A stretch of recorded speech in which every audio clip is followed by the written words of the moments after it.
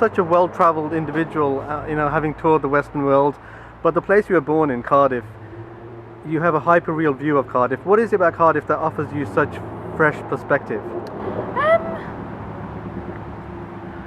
I don't know. I think having had the opportunity to travel in different guises as well, and coming back to Cardiff, I think I sort of saw that there was lots going on that maybe I missed out on initially, and also the sort of memories of Cardiff for me as a child are quite integral to the confidence I feel in expressing myself artistically. And again, having lived in other places, I think there's a down-to-earthness about Cardiff that I really enjoy, and a multiculturalism which I really value, makes me feel part of the world. How important were the field recordings that were made in Cardiff Bay for your debut record? Yeah, I think collecting found sounds was quite important, because I was trying to find different starting points, rather than just using maybe traditional instruments or the computer, and also creating atmosphere was really important, because I instinctively write pop songs, but I really wanted to create a world around it, and that's really what Rhys Edwards, who produced the album, developed from my original ideas as well. How key was it to form a political album with modern themes and expressions? I think when I came back to Wales, and Welsh is my first language as well as Cornish, and I felt that I had a lot more confidence in my Welsh speaking and expressing myself artistically as well, because I felt that Cardiff had become more of a Welsh speaking city. It's far from it, but there were more people speaking Welsh in Cardiff than there were when I was little, because I'm still in a minority, but I was more of a minority in the 80s. And it's inherently political to be singing in a language that isn't English in sort of within Anglo-American pop culture anyway. But I just thought it was an interesting thing to do sonically, because I think it's a sort of sound that people are not as familiar with, and I think that there's definitely room within sort of, the sort of culture that I'm part, the dominant culture that I'm part of, which is sort of an Anglo-American culture really.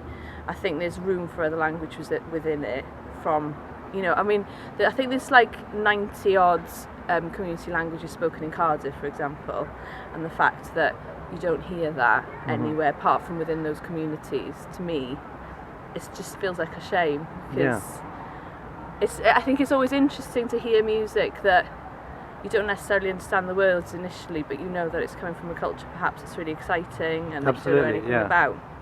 So it's just about trying to open up the idea of, because music is music, you don't necessarily need to understand the words to a piece of music or a song.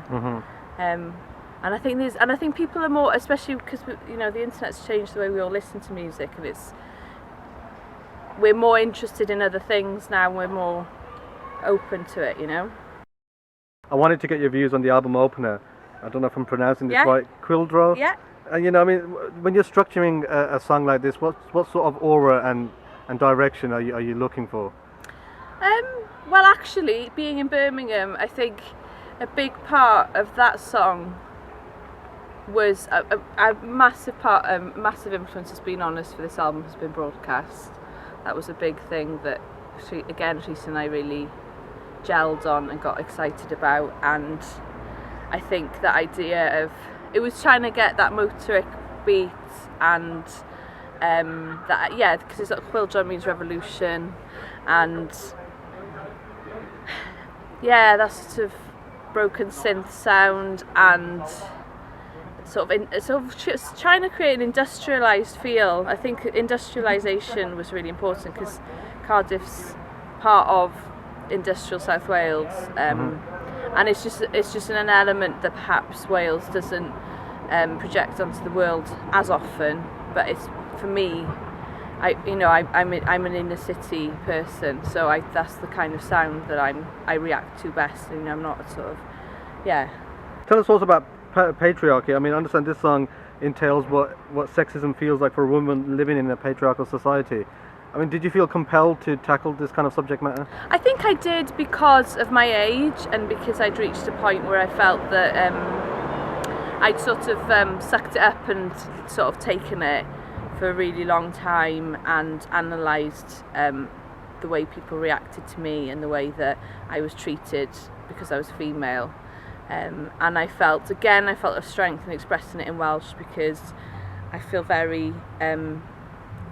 it gave me the confidence to be quite direct in my expression because it was, it's my language, it belongs to me, I can say whatever I want in it. Yeah. And I just really, but also be quite abstract lyrically as well, apart from obviously the chorus is quite direct. It's like, your soul is under siege, which it does feel like that, it's the sort of frustration of an unbalanced society that just doesn't respect and value both sexes, which is why we're in such a mess, Yeah. It's that simple. Tell us about Another Light. Do you feel Another Light really has a key theme and is the key ethos of the record in terms of not wanting to lose faith and also always challenging yourself artistically? Does that song pretty much sum up the key ethos of the record in a way? I think I suppose it is about not losing faith in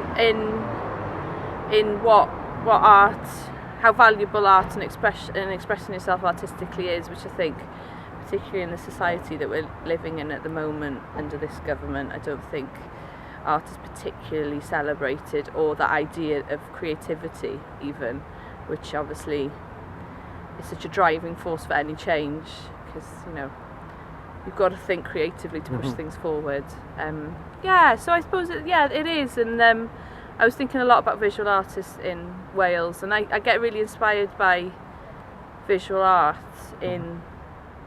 especially when I came back, because I think that art and music are so sort of integrated, and I think that when they sort of come together, they're really exciting. I don't think music really exists without art.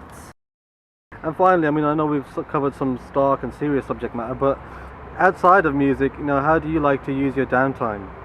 Oh yeah, this is a good one. I think someone asked me this before. I love reading. Gardening I've got into, although I haven't touched the garden for a really long time because we've been gigging so much, so it needs weeding.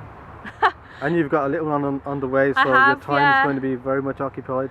It is, yeah. I'm really looking forward to that. It's happening in November, early November. So, it's been. I've really enjoyed being pregnant for the whole duration of, the release of my album has been fantastic, and I felt really empowered by it, and because I was really nervous at the beginning. I was like, oh, is it okay to do gigs? You just, these are the sort of questions that you ask yourself when you become pregnant, and you're like, well, if I worked in an office, I would be there until the week beforehand, and so I view music the same, and I think, it's part of life, and it should be. I'm conscious of wanting to be quite visible with what, as a woman, is a completely natural and very positive, brilliant thing. What defines your outlook and your philosophy as you venture ahead? I don't know. Yeah, again, like I said before, I think it's just about, exploring new ideas, being open to new ideas, and trying to get better, trying to be better.